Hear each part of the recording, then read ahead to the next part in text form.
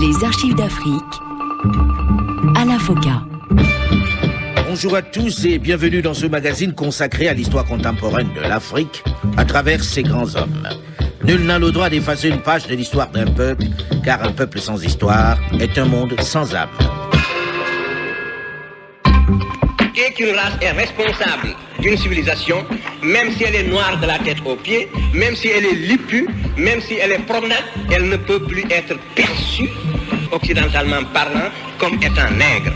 Le nègre, c'est un être blanc ou noir qui n'a pas créé de civilisation. Et c'est pour corriger, pour apporter une réponse à cette condescendance véhiculée par les scientifiques des siècles précédents, c'est pour mettre fin à cette supercherie, à cette falsification de l'histoire perpétrée par des éminents chercheurs au fil des siècles, qu'il s'est lancé dans les recherches sur le peuplement de l'humanité. Des travaux à la fois scientifiques, linguistiques, sociologiques et anthropologiques qui l'ont amené à démontrer, malgré l'opposition de ses pairs occidentaux, que l'Égypte ancienne, celle des architectes et bâtisseurs des pyramides, celle où la Grèce hellénique se rendait pour s'imprégner du savoir, des sciences et de la technologie, était nègre. Une audace, une théorie qui a fait de lui une véritable légende en Afrique et dans la communauté noire des États-Unis d'Amérique. Le docteur Cheikh Anta Diop, à qui nous consacrons à partir de ce week-end une série d'archives d'Afrique.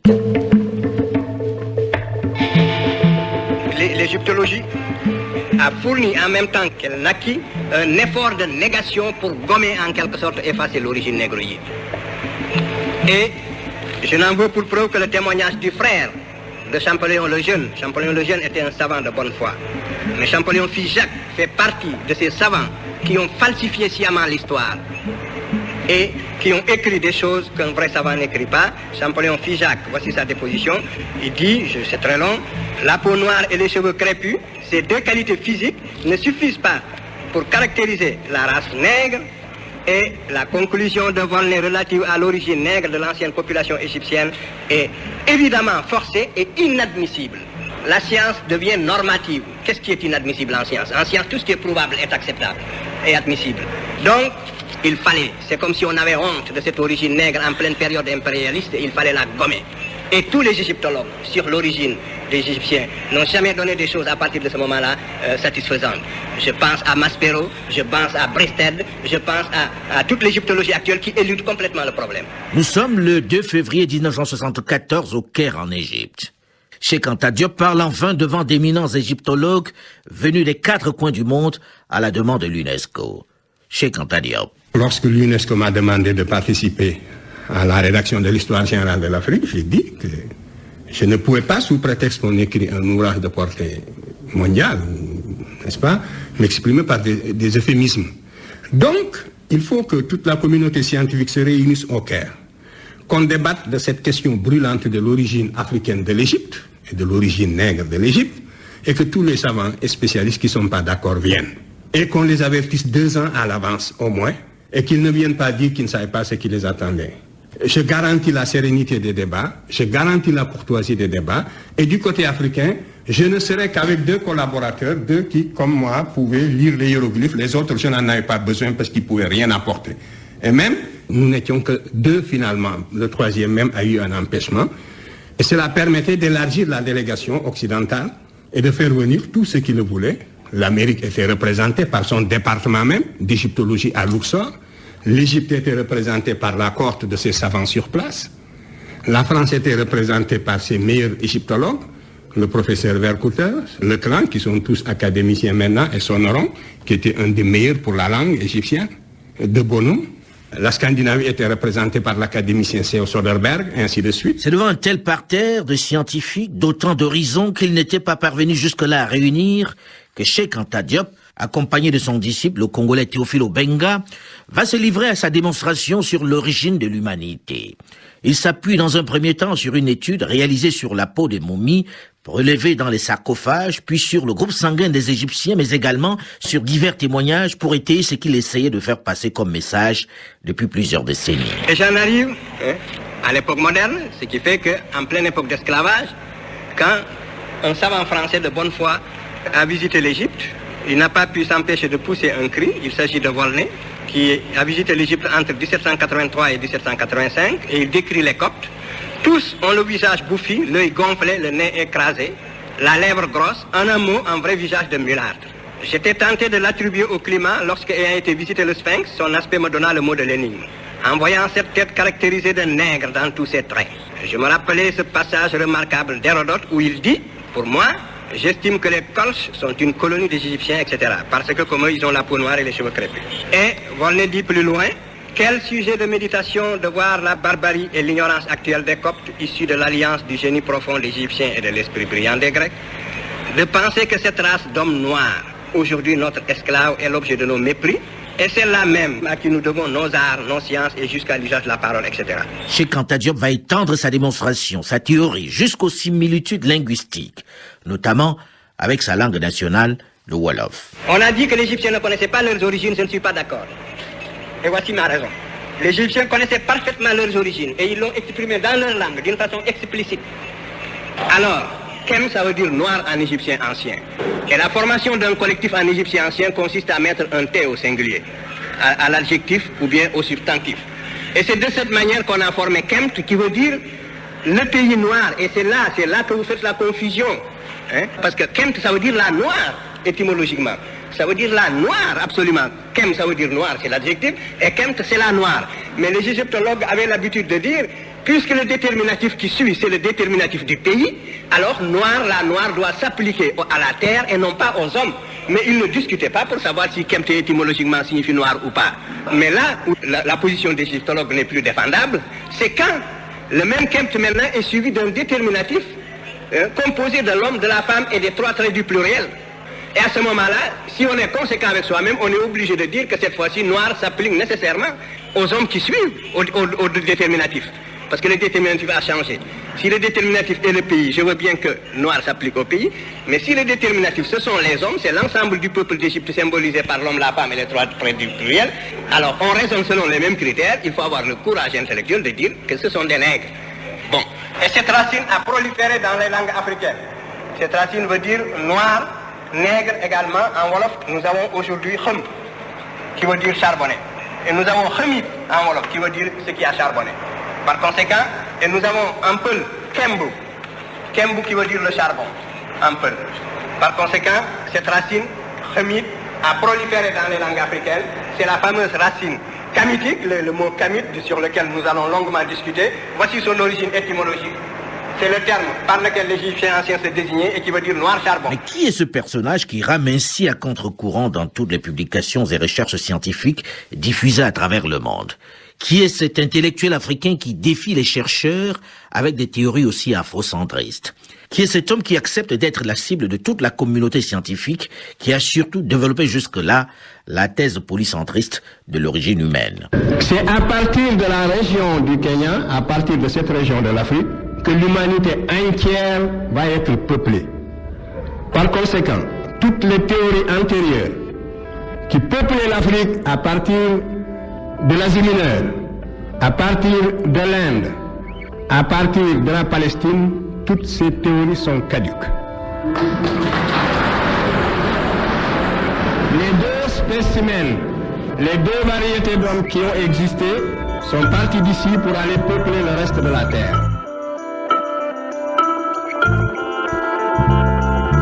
Cheikh Anta Diop voit le jour le 29 décembre 1923, dans la région de Diourbel, à Djetou, c'est-à-dire à environ 150 km de Dakar.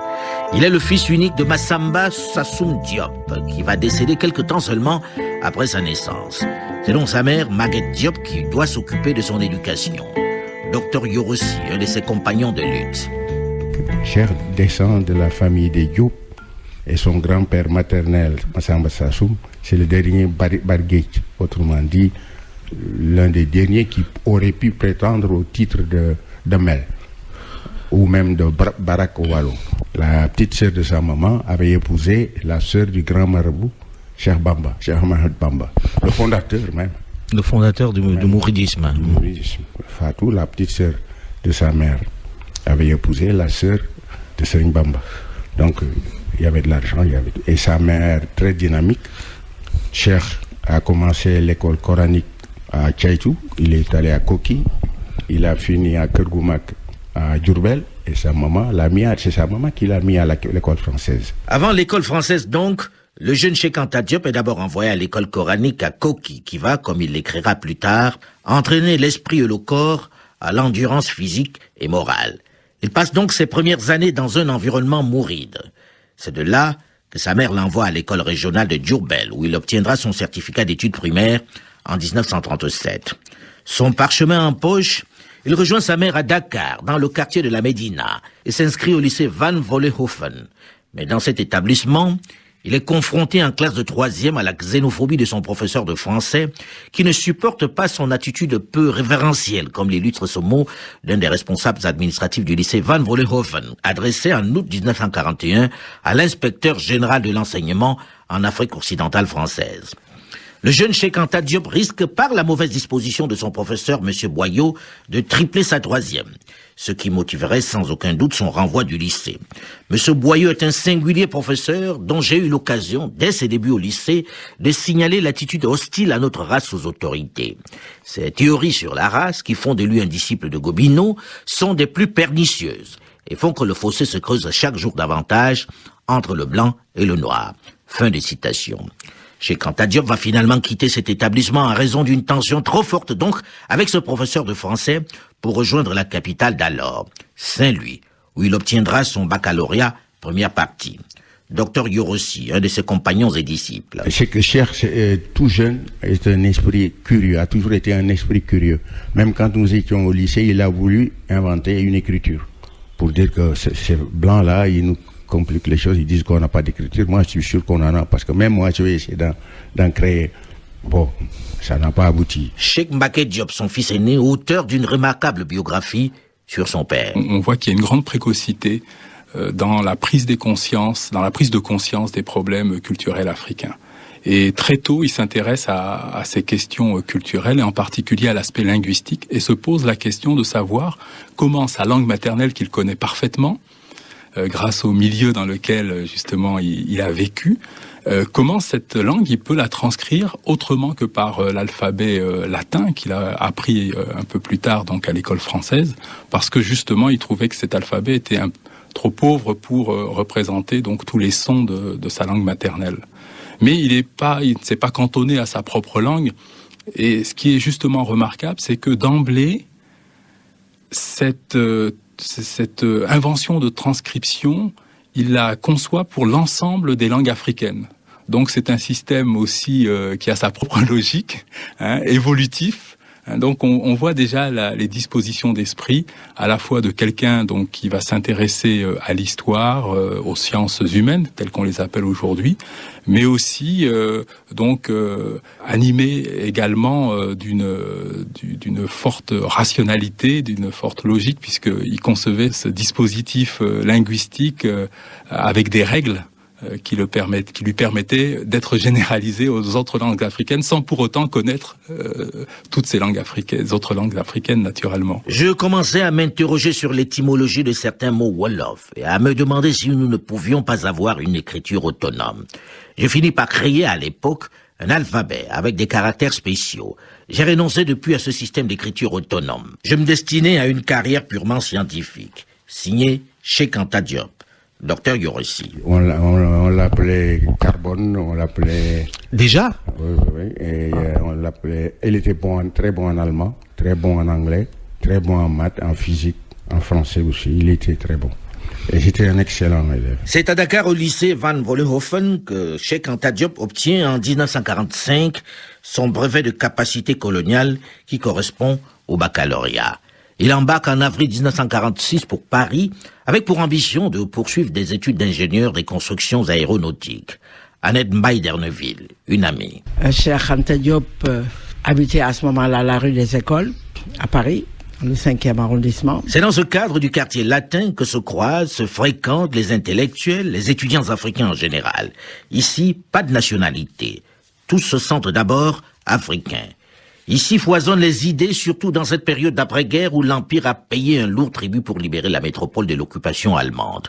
L'aspiration à l'émancipation et à l'indépendance est très forte dans cet environnement estudiantin. Le monde des intellectuels africains de la diaspora s'organise essentiellement à l'intérieur des académies. Annette Mbaye d'Erneville. Ça se matérialisait justement par des rencontres, j'allais dire, intellectuelles et éducative, entre guillemets. C'est-à-dire, ce groupe, peut-être pas particulièrement Cheikh Anta, ce groupe avait une sorte de mission pour que les jeunes Africains qui arrivaient en Europe particulièrement, en France particulièrement, à Paris, que ces jeunes Africains soient imprégnés d'un certain africanisme. La conscience de l'Afrique, en gros. La conscience de l'Afrique. Comme je vous ai dit, nous n'étions ni sénégalais ni ivoiriens, nous étions africains. C'était pour essayer de nous conscientiser, pour préparer cette indépendance dont, il faut le reconnaître, Cheikh Anta a été un des précurseurs, en tout cas le plus dynamique, le plus voyant, qui, à cette époque-là, parlait d'indépendance. En attendant, le jeune étudiant nouvellement débarqué dans la ville Lumière s'inscrit en automne 1946 en classe de mathématiques supérieures au lycée Henri IV, à Paris. Il s'inscrit également à la Sorbonne où il prépare dans le même temps une licence de philosophie qu'il achève en juin 1948. C'est justement au cours de cet enseignement, notamment avec les études de la philosophie de Gaston Bachelard, que se renforce sa démarche d'interrogation sur le passé afin de tracer les grandes perspectives d'une Afrique qui doit renaître. Ce questionnement est d'autant plus fort qu'il a été choqué par les affirmations de certains chercheurs et philosophes comme Hegel, qui a affirmé, je cite, que l'Afrique n'est pas une partie historique du monde. Il admet encore moins que Marx et Engels aient entériné cette affirmation. Ces assertions l'amènent très tôt à comprendre ce que l'étude des langues africaines peut apporter pour retrouver l'origine des civilisations africaines.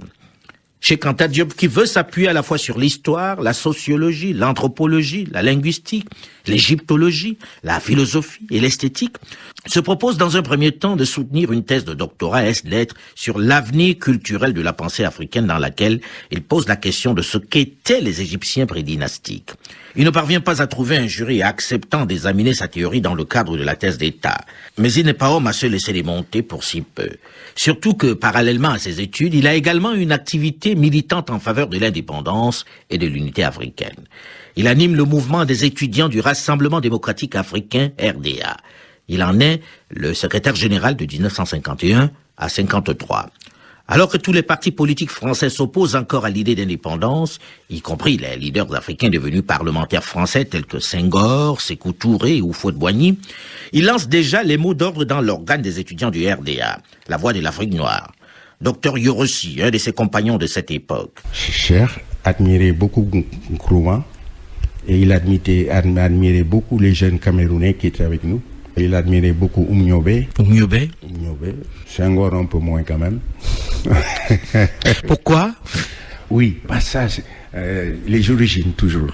Senghor, sa mère est une paysanne. Son père est un paysan riche qui a de l'argent, mais qui, chez nous, ne représente pas grand-chose. Vous savez... C'est pas la notabilité. La féodalité, il ne fait pas partie de la féodalité. Il ne fait pas partie des familles maraboutiques. Il a été élevé par les jésuites. Les jésuites l'ont formé. Il a fait le lycée, il a fait du latin, il a fait du grec. La civilisation gréco-romaine, judéo-chrétienne, il la possède au bout des doigts. Et en quelque sorte, Senghor, c'est un occidental. C'est un occidental. C'est dans cette ambiance d'après-guerre où les étudiants africains de France discutent de l'avenir que Cheikh Anta Diop, littéralement obsédé par le désir de l'origine des civilisations africaines, a décidé d'écrire, de vulgariser le résultat de ses recherches. C'est la publication de son premier ouvrage, Nations, nègres et culture, qui va singulièrement bousculer l'environnement intellectuel de l'époque comme nous allons le voir dans une dizaine de minutes, dans la seconde partie de cette série d'archives d'Afrique que nous lui consacrons.